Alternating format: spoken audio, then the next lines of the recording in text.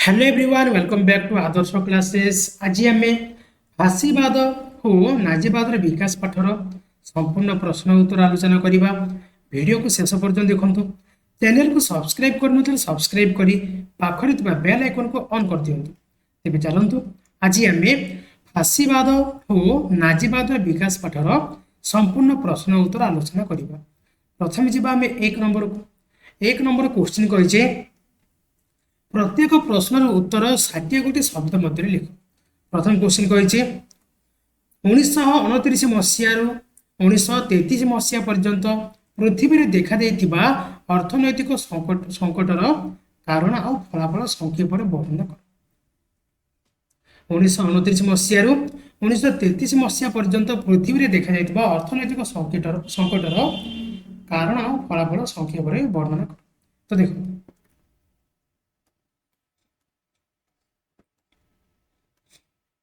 देख प्रथम विश्वयुद्ध पर अर्थनैतिक संकट देखा जाता केबे ना प्रथम विश्वयुद्ध पर है 1929 मसीह 1933 पर्यंत उत्कृष्ट रूप धारण करता है।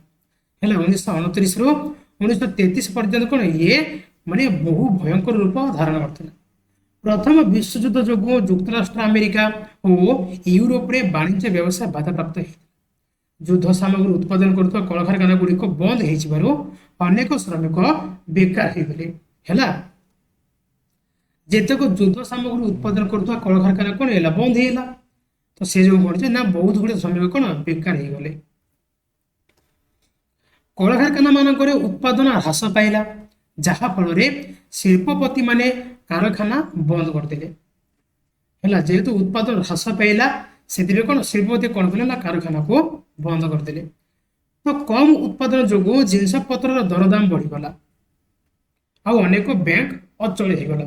जेहेतु उत्पादन कम है कलकारखाना बंद होगला से जो कलकारखाना माने कौन ना सब ड्रेस खाद्य पदार्थ है सब प्रकार कलकारखाना कौन उत्पादन ह्रास पाइला आउ शिल्पपति मैंने कौन कले ना कलकारखाना बंद करदे।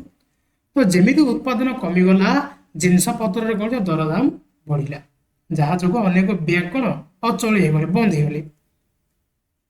अनेक लोक तर संचित धन हरइले जेहेतु बैंक अचल होगला लोक जी माने धन संचित करते हरइले फल आर्थिक संकट उत्कृष्ट रूप धारण करते। ख नंबर जीवा फाशीवादी माने इटाली देश में किपरि क्षमता विस्तार करथिले संक्षेप लिख। फाशीवाद माने इटाली देश में किपरि क्षमता विस्तार करथिले संक्षेप लिख। देखो प्रथम विश्वयुद्ध पर इटाली रे एक जातीयवादी दल गठित होइतिला जार नाम कौन ना फाशी दल थिला। प्रथम विश्वयुद्ध पर कौन इटाली गोटे नुआ दल गठन होइतिला जार नाम कौन थिला फाशी दल। यही दलर नेता थिले मुसोलिनी है बेनितो मुसोलिनी। बेनितो मुसोलिनी यह सभ्य मान को फाशीवादी कहला। यार सभ्य कौन कहला ना फाशीवादी बोली कहला। फाशीवादी मैंने श्रमिक आंदोलन को दमन करने आगे आसते। यार तालीम प्राप्त स्वेच्छासेवक बाहिनी को एक सशस्त्र बाहिनी गठन कराला। तालीम प्राप्त स्वेच्छासेवक बाहिनी नहीं गोटे कौन सशस्त्र बाहिनी जहाँ आर्मी बोली कहुए गठन कराला। 1921 मसीहा निर्वाचन में कौन से दल को संख्या गरिष्ठता न मिलू फाशी दल बलपूर्वक क्षमता अधिकार कर कालक्रमे एक छत्रवादी शासन प्रतिष्ठा करथिला। तो 1921 मसीहा निर्वाचन में कौन से दल को कौन संख्या गरिष्ठता मिल नथिला जहाँफल फाशी दल कौन कला ना बलपूर्वक सॉरी बलपूर्वक कौन से कौन ना क्षमता अधिकार कले आउ एक छत्रवादी शासन प्रतिष्ठा कले मन इच्छा शासन कले। एहीपरि भाव में 1926 मसीह फाशी दल एक दलीय शासन बा एक छत्रवाद शासन प्रतिष्ठा कर क्षमता विस्तार करते। 1926 मसीह बेले कौन फाशीवादी दल एक दलीय शासन बा जहाँ एक छत्रवाद शासन कहुए से कौन प्रतिष्ठा करके निजर क्षमता विस्तार करते। ग नंबर को देख ग नंबर क्वेश्चन कौन देछि फासीवाद प्रतिष्ठा फल इटाली देशर शासन क्षेत्र में कि परिवर्तन देखागला फासीवाद दलर प्रतिष्ठा फल इटाली देशर शासन क्षेत्र में कौन कौन परिवर्तन होता देख इटाली देश में बेनितो मुसोलिनी फासीवाद प्रतिष्ठा करथिले आउ सीए कौन फासीवाद दलर मुख्य थिले तत्कालीन राजा मुसोलिनी को 1922 अक्टोबर 29 तारिख में प्रधानमंत्री करथिले हैला से समय राजा तत्कालीन राजा मुसोलिनी कौन कले 1922 अक्टोबर 29 तारिख में जेहेतु जेकोसी दल कौन संख्या गरिष्ठता हासिल कर नथिला जहाँफल कौन जे ये फासीवाद दल कौन बलपूर्वक क्षमता हासिल करथिला हैला 1922 अक्टोबर 29 तारिख में कौन जे से प्रधानमंत्री हे गले किए बेनितो मुसोलिनी क्षमतासीन हैला परे मुसोलिनी इटाली रे एक छत्रवाद प्रतिष्ठा पाई पदक्षेप नेले हैला जेमिति क्षमता हासिल कले मुसोलिनी कौन कले ना इटाली रे एक छत्रवाद केमिति प्रतिष्ठा करा जेबा से लगी कौन से पदक्षेप नेले हैला फलस्वरूप अनेक समाजवादी और साम्यवादी नेता को हत्या करागला केतक समाजवादी और साम्यवादी नेता को मारी दिया गला केतक को बंदी बा निर्वाचित करागला देश निर्वाचन करदेले हैला इटालिया संसदीय व्यवस्था को अकामी करगला इटालियर संसद कौन अकामी करदेले बुझा गला फासीवादी दल व्यतीत अन्य दल गुड़िक बेआईन घोषित कर केवल फासीवादी दल छाड़ी कौन आ सब दल को ये बेआईन घोषित करदेले एक छत्र शासन बुझा गला इटाली रे एक दलीय शासन प्रवर्तित हैला सर्वजन्य भोट प्रथा उठाई दिगला जो भोट देवा प्रथा कौन उठाई दिगला एवं देशर समस्त क्षमता मुसोलिनी हाथ में केन्द्रीभूत है बुझागला माने पुणी राजतंत्र है राजतंत्र जमी होता से प्रतिष्ठा है ठीक अच्छे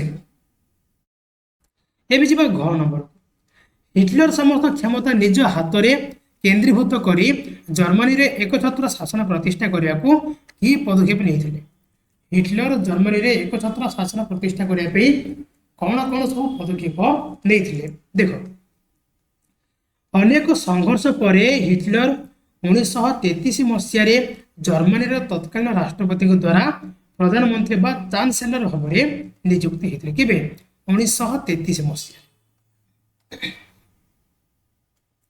हिंडेनबर्ग को मृत्यु पर हिटलर उभय राष्ट्रपति और प्रधानमंत्री को क्षमता निज हाथ को नेले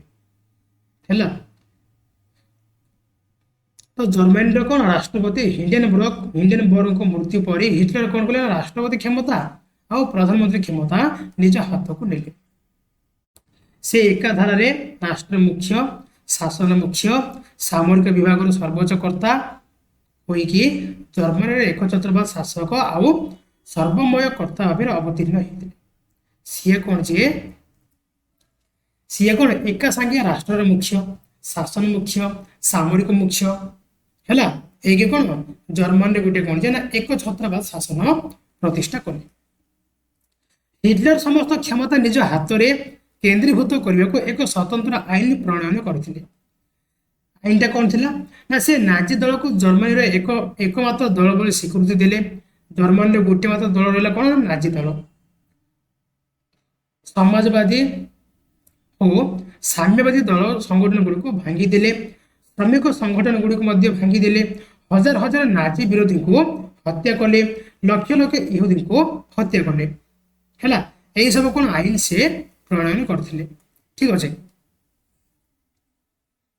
हिटलर संवादपत्र और बेतार को निमंत्रण कले व्यक्ति स्वाधीनता को लोप करदे व्यक्ति को जो स्वाधीनता अधिकार था कौन लोप करदे देश को अत्याधुनिक अस्त्र शस्त्र सज्जित कले है जी दुई नंबर कौन दे प्रत्येक प्रश्नर उत्तर 20 गोटी शब्द मध्य लिख प्रथम क्वेश्चन कही प्रथम विश्वयुद्ध फलस्वरूप पृथ्वी की समस्या देखा जाता प्रथम विश्वयुद्ध फल पृथ्वी कौन कौन सब समस्या देखा जाता देख प्रथम विश्वयुद्ध फलस्वरूप पृथ्वी अभूतपूर्व सामाजिक अर्थनैतिक और राजनैतिक परिवर्तन देखा जाता कौन कौन सामाजिक ଅର୍ଥନୈତିକ ଆଉ ରାଜନୈତିକ ପରିବର୍ତ୍ତନ ଦେଖାଯାଇଥିଲା। ପୃଥିବୀରେ ରାଜନୈତିକ ଅସ୍ଥିରତା, ଅର୍ଥନୈତିକ ସଙ୍କଟ, ସମାଜବାଦୀ ଆଉ ସାମ୍ୟବାଦୀ ଆନ୍ଦୋଳନ, ଜାତୀୟତା ଜାଗରଣ ଏସବୁ କ'ଣ ସମସ୍ୟା ଦେଖାଯାଇଥିଲା। ଏବେ ଯିବା ଆମେ ଖ ନମ୍ବରକୁ। ଖ ନମ୍ବର କ୍ୱେଶ୍ଚିନ୍ କ'ଣ ଦେଇଛି? 1929 ମସିହାରୁ 1933 ମସିହା ପର୍ଯ୍ୟନ୍ତ ଦେଖାଯାଇଥିବା ଆନ୍ତର୍ଜାତିକ ଅର୍ଥନୈତିକ ସଙ୍କଟ ସମୟରେ କୃଷି ଉତ୍ପାଦନ କିପରି ପ୍ରଭାବିତ ହୋଇଥିଲା? ଦେଖ, 1929 ମସିହାରୁ 1933 ମସିହା ମଧ୍ୟରେ ଯାନ୍ତ୍ରିକ ପଦ୍ଧତି ବିନିଯୋଗ ଫଳରେ କୃଷି ଉତ୍ପାଦନ ବୃଦ୍ଧି ପାଇଥିଲା। ହେଲା, ସେହି ସମୟରେ କ'ଣ ହେଇଥିଲା ନା ଯାନ୍ତ୍ରିକ ପଦ୍ଧତିର ବିନିଯୋଗ ହେଇଥିଲା, ଯାହାଫଳରେ କ'ଣ କୃଷି କାର୍ଯ୍ୟର ଉତ୍ପାଦନ ବୃଦ୍ଧି ପାଇଥିଲା। ମାତ୍ର ଯୁଦ୍ଧ ଯୋଗୁଁ କ'ଣ ଯେ ବାଣିଜ୍ୟ ବ୍ୟବସାୟ ବନ୍ଦ ହୋଇଯିବା ଫଳରେ କୃଷିଜାତ ଦ୍ରବ୍ୟର ବିକ୍ରି ହୋଇପାରିଥିଲା। ଯେହେତୁ ଯୁଦ୍ଧ ହେଉଥିଲା, ଯୁଦ୍ଧ ଯୋଗୁଁ କ'ଣ ଯେ ନା ବାଣିଜ୍ୟ ବ୍ୟବସାୟ ବନ୍ଦ ହୋଇଯାଇଥିଲା, ଯାହାଫଳରେ କ'ଣ এই କୃଷିଜାତ ଦ୍ରବ୍ୟକୁ ବିକ୍ରି ହୋଇପାରିନଥିଲା। ଏଭଳି ସଙ୍କଟ ସମୟରେ ଚାରିଆଡ଼େ ଅଭାବ ଆଉ ଅନଟନ ଦେଖାଯାଇଥିଲା। ଗ ନମ୍ବର ଯିବା, ଫାଶୀବାଦ କାହାକୁ କୁହାଯାଏ? ଏହାର ମୂଳ ଲକ୍ଷ୍ୟ କ'ଣ? ଦେଖ, ପ୍ରଥମ ବିଶ୍ୱଯୁଦ୍ଧ ପରେ ଇଟାଲୀରେ ଦେଖାଯାଇଥିବା ଏକ ଅଣଗଣତାନ୍ତ୍ରିକ ଆଉ ଉଗ୍ର ଜାତୀୟବାଦୀ ଦଳର ଚିନ୍ତାଧାରାକୁ ଫାଶୀବାଦ କୁହାଯାଏ। ପ୍ରଥମ ବିଶ୍ୱଯୁଦ୍ଧ ପରେ ଇଟାଲୀରେ ଗୋଟେ ଅଣଗଣତାନ୍ତ୍ରିକ ଆଉ ଉଗ୍ର ଜାତୀୟତାବାଦୀ ଦଳ ଗଠନ ହୋଇଥିଲା। ହେଲା, ଯାହାକୁ କ'ଣ କୁହାଯାଏ ନା ଫାଶୀବାଦ କୁହାଯାଏ। ଏହାର ମୂଳ ଲକ୍ଷ୍ୟ କ'ଣ ନା ଏହାର ମୂଳ ଲକ୍ଷ୍ୟ ହେଉଛି ଜାତୀୟ ଐକ୍ୟ, ସାମ୍ରାଜ୍ୟ ବିସ୍ତାର, ଯୁଦ୍ଧ ନୀତି, ଜାତୀୟ ଶକ୍ତି ଆଉ ରାଷ୍ଟ୍ରର ଗୌରବ ବୃଦ୍ଧି କରିବା, ଏହାର ମୂଳ ଲକ୍ଷ୍ୟ। ଠିକ ଅଛି, ତାପରେ ଯିବା ଘ ନମ୍ବର। କେଉଁ ସବୁ କାରଣ ଯୋଗୁଁ ଇଟାଲୀ ଦେଶରେ ଫାଶୀବାଦର ବିକାଶ ହୋଇଥିଲା? ଇଟାଲୀ ଦେଶରେ ଫାଶୀବାଦ ବିକାଶ ହେବାର କାରଣ କ'ଣ କ'ଣ ଥିଲା? ଦେଖ, ପ୍ରଥମ ବିଶ୍ୱଯୁଦ୍ଧ ପରେ ଦେଶର ଆର୍ଥିକ ଅବସ୍ଥାରେ ଘୋର ଅବନତି, ପ୍ୟାରିସ୍ ଶାନ୍ତି ସମ୍ମିଳନୀରେ ଇଟାଲୀର ନୈରାଶ୍ୟ ଆଉ ସମ୍ମାନ ହାନି, କୃଷି ଓ ଶିଳ୍ପ ଶ୍ରମିକମାନଙ୍କର ଶୋଚନୀୟ ଅବସ୍ଥା ଯୋଗୁଁ ସେଠାରେ ଫାଶୀବାଦର ବିକାଶ ହୋଇଥିଲା। ହେଲା, ସର୍ବୋପରି ଇଟାଲୀବାସୀ ସୈନ୍ୟବାହିନୀ, ପୁଞ୍ଜିପତି, ବ୍ୟବସାୟୀ ଗୋଷ୍ଠୀଙ୍କ ନୀରବ ସମର୍ଥନ ଯୋଗୁଁ ସେଠାରେ ଫାଶୀବାଦର ବିକାଶ ହୋଇଥିଲା। ହେଲା, ଫାଶୀବାଦକୁ କିଏ କିଏ ସମର୍ଥନ କରିଥିଲେ ନା କେତେକ ବ୍ୟବସାୟୀ ଗୋଷ୍ଠୀ, ପୁଞ୍ଜିପତି, ସୈନ୍ୟବାହିନୀ ଆଉ ଇଟାଲୀବାସୀ କ'ଣ ତାକୁ ସମର୍ଥନ କରିଥିଲେ। ଏବେ ଯିବା ଆମେ ୱ ନମ୍ବରକୁ। କଳାକୃତା ବାହିନୀ କେଉଁମାନଙ୍କୁ କୁହାଯାଉଥିଲା? ସେମାନେ ମୁଖ୍ୟତଃ କାହାର ବିରୋଧୀ ଥିଲେ? କଳାକୃତା ବାହିନୀ କାହାକୁ କୁହାଯାଉଥିଲା? ଦେଖ, ଫାଶୀବାଦ ଦଳର କେତେକ ତାଲିମ ପ୍ରାପ୍ତ ସ୍ୱେଚ୍ଛାସେବକଙ୍କୁ ନେଇ ଏକ ସଶସ୍ତ୍ର ବାହିନୀ କଳା ପୋଷାକ ପରିଧାନ କରୁଥିବା ସେମାନଙ୍କୁ କଳାକୃତା ବାହିନୀ କୁହାଯାଉଥିଲା। ଫାଶୀବାଦ ଦଳର କ'ଣ ଯେ କେତେକ ତାଲିମ ପ୍ରାପ୍ତ ସ୍ୱେଚ୍ଛାସେବକଙ୍କୁ ନେଇ ଗୋଟେ କ'ଣ ସଶସ୍ତ୍ର ବାହିନୀ ଗଠନ ହେଇଥିଲା, ଆର୍ମି। ହେଲା, ତ ଏମାନେ ମୁଖ୍ୟତଃ କ'ଣ ଯେ କଳା ପୋଷାକ ପରିଧାନ କରୁଥିବାରୁ ସେମାନେ କ'ଣ କଳାକୃତା ବାହିନୀ ବୋଲି କୁହାଯାଉଥିଲା। ସେମାନେ ମୁଖ୍ୟତଃ ସମାଜବାଦୀ ଓ ସାମ୍ୟବାଦୀ ମାନଙ୍କ ବିରୋଧୀ ଥିଲେ। ଏମାନେ କ'ଣ ସମାଜବାଦୀ ଆଉ କ'ଣ ସାମ୍ୟବାଦୀ ଲୋକଙ୍କ ବିରୋଧୀ ଥିଲେ। ଏବେ ଯିବା ଆମେ 6 ନମ୍ବର। ଫାଶୀବାଦୀ ମାନେ ଇଟାଲୀରେ ଏକଛତ୍ର ଶାସନ ପ୍ରତିଷ୍ଠା ନିମନ୍ତେ କି କି ପଦକ୍ଷେପ ନେଇଥିଲେ? ଫାଶୀବାଦୀ ମାନେ ଇଟାଲୀରେ ଏକଛତ୍ର ଶାସନ ପ୍ରତିଷ୍ଠା ନିମନ୍ତେ କ'ଣ କ'ଣ ସବୁ ପଦକ୍ଷେପ ନେଇଥିଲେ? ଦେଖ,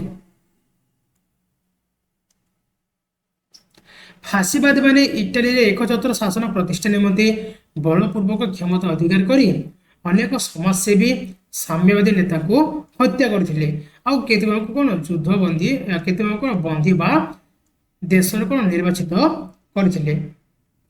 ଫାଶୀବାଦୀ ଦଳ ବ୍ୟତୀତ ଅନ୍ୟାନ୍ୟ ଦଳଗୁଡ଼ିକୁ ବେଆଇନ ଘୋଷିତ କରି ଏହାର ନେତା ମୁସୋଲିନିଙ୍କ ହାତରେ ସବୁ ଦେଶର କ୍ଷମତା ଅର୍ପଣ କରିଥିଲେ। ହେଲା, କେବଳ ଫାଶୀବାଦ ଛାଡ଼ିଦେଲେ ଆଉ ବାକି ଦଳ କ'ଣ ସେମାନେ ବେଆଇନ ବୋଲି ଘୋଷଣା କଲେ। ତାପରେ ଯିବା 6 ନମ୍ବରକୁ। କେଉଁ କାରଣ ଯୋଗୁଁ ପ୍ରଥମ ବିଶ୍ୱଯୁଦ୍ଧ ପରେ ଜର୍ମାନୀ ଦେଶରେ ନାଜି ବିପ୍ଳବର ଆରମ୍ଭ କରିଥିଲା? କେଉଁ କାରଣ ଯୋଗୁଁ? ଦେଖ, ଇଟାଲୀ ଭଳି ଜର୍ମାନୀର ପ୍ରଥମ ବିଶ୍ୱଯୁଦ୍ଧ ପରେ ରାଜନୈତିକ ଅସ୍ଥିରତା, ଅର୍ଥନୈତିକ ସଂକଟ, ଦାରିଦ୍ର୍ୟ, ବେକାରୀ, ଧର୍ମଘଟ, ହିଂସାକାଣ୍ଡ ଇତ୍ୟାଦି ଦେଖାଯାଇଥିଲା।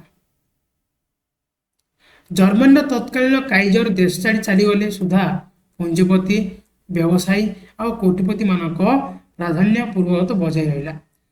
ତ ଜର୍ମାନୀର ତତ୍କାଳୀନ କାଇଜର ଯିଏ ଥିଲେ ସିଏ କ'ଣ ଦେଶ ଛାଡ଼ିକି ଚାଲି ଯାଇଥିଲେ, ତଥାପି ପୁଞ୍ଜିପତି, ବ୍ୟବସାୟୀ, ଶିଳ୍ପପତିଙ୍କ ପ୍ରାଧାନ୍ୟରେ କ'ଣ ଦେଶ ବଞ୍ଚି ରହିଲା। ଏଣୁ ସେଠାରେ ହିଟଲରଙ୍କ ନେତୃତ୍ୱରେ ନାଜି ବିପ୍ଳବର ଆରମ୍ଭ ହେଲା।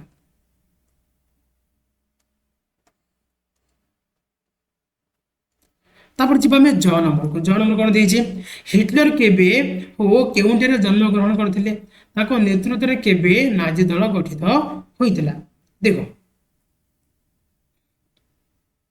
1899 ମସିହା ଏପ୍ରିଲ 20 ତାରିଖରେ ହିଟଲର ଅଷ୍ଟ୍ରିଆ ଦେଶରେ ବାସ କରୁଥିବା ଜର୍ମାନ ଅଧିବାସୀଙ୍କ ମଧ୍ୟରେ ଜନ୍ମଗ୍ରହଣ କରିଥିଲେ। ହେଲା, 1899 ମସିହା ଏପ୍ରିଲ 20 ତାରିଖରେ ହିଟଲର କ'ଣ ଯେ ନା ଅଷ୍ଟ୍ରିଆ ଦେଶରେ ଥିବା ଜର୍ମାନ ଅଧିବାସୀଙ୍କ ମଧ୍ୟରେ କ'ଣ ଜନ୍ମଗ୍ରହଣ କରିଥିଲେ। 1921 ମସିହାରେ ତାଙ୍କ ନେତୃତ୍ୱରେ ନାଜି ଦଳ ଗଠିତ ହୋଇଥିଲା। କେବେ ହେଇଥିଲା? 1921 ମସିହାରେ।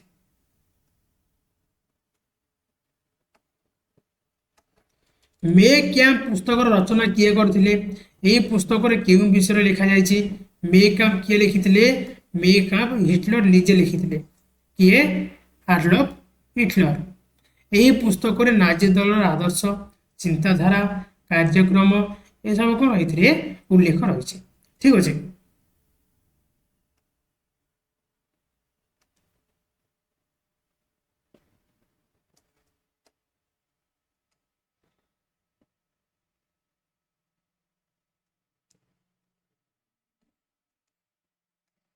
ତାପରେ ଯିବା ଆମେ ନିୟ ନମ୍ବରକୁ। କ'ଣ ଦେଇଛି? ହିଟଲର ଜର୍ମାନୀକୁ ଆଉ ଗୋଟିଏ ବିଶ୍ୱଯୁଦ୍ଧ ପାଇଁ କିପରି ପ୍ରସ୍ତୁତ କରିଥିଲେ? ହିଟଲର ଜର୍ମାନୀକୁ ଆଉ ଗୋଟିଏ ବିଶ୍ୱଯୁଦ୍ଧ ପାଇଁ କିପରି ପ୍ରସ୍ତୁତ କରିଥିଲେ? ଦେଖ, ଜର୍ମାନୀକୁ ଆଉ ଗୋଟିଏ ବିଶ୍ୱଯୁଦ୍ଧ ପାଇଁ ପ୍ରସ୍ତୁତ କରିବା ଉଦ୍ଦେଶ୍ୟରେ ହିଟଲର ଜର୍ମାନୀର ସାମରିକ ଶକ୍ତି ବୃଦ୍ଧି କରିଥିଲେ। କ'ଣ କରିଥିଲେ? ନା ସାମରିକ ଶକ୍ତିକୁ ଡେଭଲପ କରିଥିଲେ। ପୁଣି ସେ ଜର୍ମାନୀର ଆକାଶ ବାହିନୀ, ନୌବାହିନୀକୁ ଅତ୍ୟାଧୁନିକ ଅସ୍ତ୍ରଶସ୍ତ୍ରରେ ସଜ୍ଜିତ କରିଥିଲେ। ଆକାଶ ବାହିନୀ ଆଉ କ'ଣ ନୌବାହିନୀକୁ ଅତ୍ୟାଧୁନିକ ଅସ୍ତ୍ରଶସ୍ତ୍ରରେ ସଜ୍ଜିତ କରିଥିଲେ ତଥା ରାଇନ ନଦୀ ଉପତ୍ୟକାରେ ପୁନର୍ବାର ସୈନ୍ୟ ମୁତୟନ କରିଥିଲେ।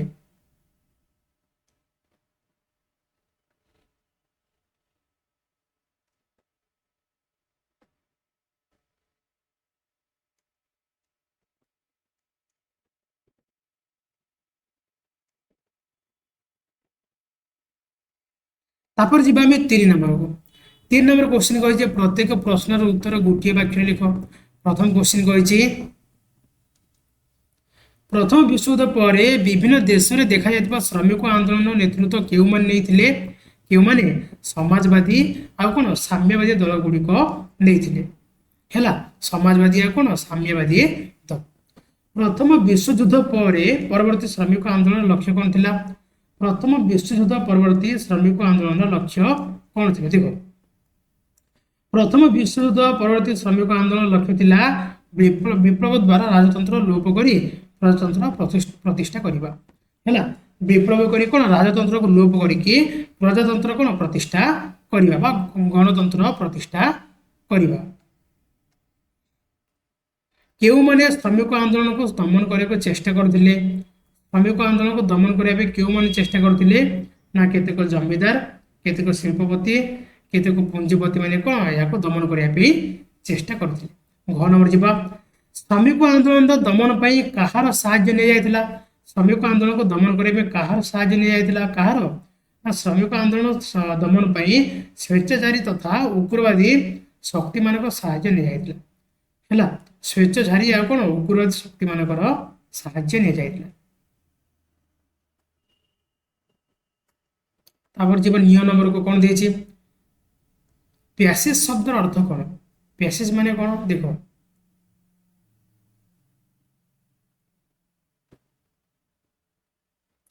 ଫ୍ୟାସିଷ୍ଟ ଶବ୍ଦର ଅର୍ଥ ଭିଡ଼ାଏ କାଠି ବା କୁରାଢ଼ୀ ସହିତ ଭିଡ଼ାଏ କାଠି ହେଲା ଭିଡ଼ାଏ କାଠି କିମ୍ବା କୁରାଢ଼ୀ ସହିତ କ'ଣ ଭିଡ଼ାଏ କାଠି।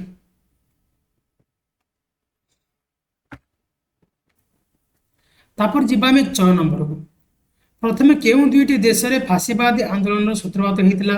କେଉଁ ଦୁଇଟି ଦେଶରେ ଫାଶୀବାଦ ଆନ୍ଦୋଳନର ସୂତ୍ରପାତ ହେଇଥିଲା? କୋଉଟା ଇଟାଲୀ ଆଉ କ'ଣ ଜର୍ମାନୀ। ମୁସୋଲିନି କେବେ କେଉଁଠାରେ ଜନ୍ମଗ୍ରହଣ କରିଥିଲେ? ମୁସୋଲିନି 1883 ମସିହାରେ ଇଟାଲୀର ରୋମାନ ଠାରେ ଜନ୍ମଗ୍ରହଣ କରିଥିଲେ। କେଉଁଠାରେ? ଇଟାଲୀର ରୋମାନ ଠାରେ 1883 ମସିହାରେ। ପ୍ରଥମ ବିଶ୍ୱଯୁଦ୍ଧ ବେଳେ ମୁସୋଲିନି କି କାର୍ଯ୍ୟ କରିଥିଲେ? ପ୍ରଥମ ବିଶ୍ୱଯୁଦ୍ଧ ବେଳେ ମୁସୋଲିନି କି କାର୍ଯ୍ୟ କରିଥିଲେ? ଦେଖ ପ୍ରଥମ ବିଶ୍ୱଯୁଦ୍ଧ ବେଳେ ମୁସୋଲିନି ଜଣେ କ'ଣ ସୈନିକ ଭାବରେ କାର୍ଯ୍ୟ କରୁଥିଲେ। ବୁଝାଗଲା। ପ୍ରଥମ ଯୁଦ୍ଧ ବେଳେ କରୁଛେ ମୁସୋଲିନି ଗୋଟେ କ'ଣ ସୈନିକ ଭାବରେ କାର୍ଯ୍ୟ କରୁଥିଲେ। କେଉଁମାନଙ୍କୁ ନେଇ ମୁସୋଲିନି ଏକ ଦଳ ଗଠନ କରିଥିଲେ? କାହାକୁ ନେଇକି? ନା ଯୁଦ୍ଧ ଫେରନ୍ତା ବେକାର ସୈନିକ, ଦେଶଭକ୍ତ, ରାଜତନ୍ତ୍ର ବିରୋଧୀ ଆଉ କେତେକ ଲୋକଙ୍କୁ ଏକାଠି କରିକି ମୁସୋଲିନି କ'ଣ ଗୋଟେ ଦଳ ଗଠନ କରିଥିଲେ। ତାପରେ ଯିବା ଆମେ 9 ନମ୍ବରକୁ। ପ୍ରଥମ ବିଶ୍ୱଯୁଦ୍ଧ ପରେ ଜର୍ମାନୀରେ ପ୍ରତିଷ୍ଠିତ ସାଧାରଣତନ୍ତ୍ରକୁ କ'ଣ କୁହାଯାଏ? ପ୍ରଥମ ବିଶ୍ୱଯୁଦ୍ଧ ପରେ ଜର୍ମାନୀରେ ଯେଉଁ ସାଧାରଣତନ୍ତ୍ର ପ୍ରତିଷ୍ଠା କରାଗଲା ତାକୁ କ'ଣ କୁହାଯାଏ? ଦେଖ କ'ଣ କୁହାଯାଏ ନା ୱେମର ବୋଲି କୁହାଯାଏ। କ'ଣ କୁହାଯାଏ? ୱେମର। ଠିକ ଅଛି।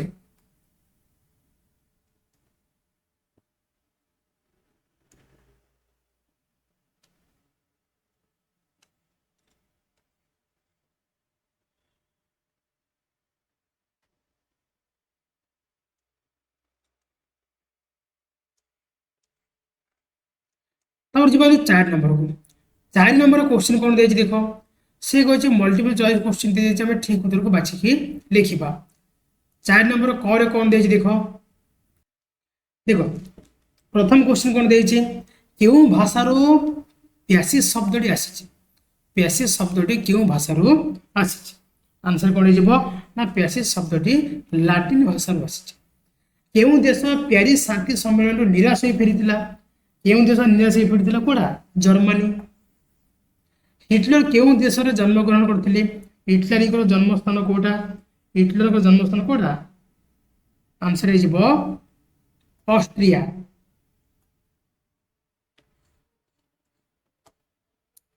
ନେକ୍ସଟ କେଉଁ ମସିହାରେ ହିଟଲରର ବଳପୂର୍ବକ ଜର୍ମାନୀ ଶାସନ କ୍ଷମତା ଗ୍ରହଣ କରିବାକୁ ଚେଷ୍ଟା କରି ବିଫଳ ହେଇଥିଲେ? କେଉଁ ମସିହାରେ?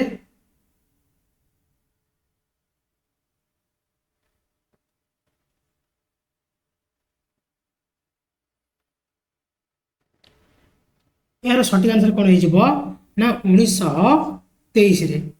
ହିଟଲର ତାଙ୍କର କେଉଁ ନୀତି ଯୋଗୁଁ ପୁଞ୍ଜିପତି ଓ ଗଣତନ୍ତ୍ର ବିରୋଧୀ ଶକ୍ତିମାନଙ୍କର ସମର୍ଥ ଲାଭ ପାଇଥିଲେ?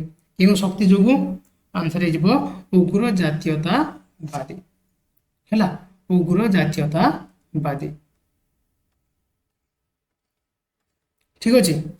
ତ ଇଏ ଥିଲା ଫାଶୀବାଦ ଓ ନାଜିବାଦର ବିକାଶର ସମ୍ପୂର୍ଣ୍ଣ ପ୍ରଶ୍ନ ଉତ୍ତର। आशा करुच्ची भिडियोटी निश्चय रूपे भल लगी जदि भल लगे तो गोटे लाइक करूँ आउ एमती अन्य सब्जेक्ट भिडियो पाइबा चैनल को सब्सक्राइब करी पाखरे बेल आइकन को क्लिक कर दिंतु। आज भी पुणी देखा नेक्स्ट क्लास रे। धन्यवाद।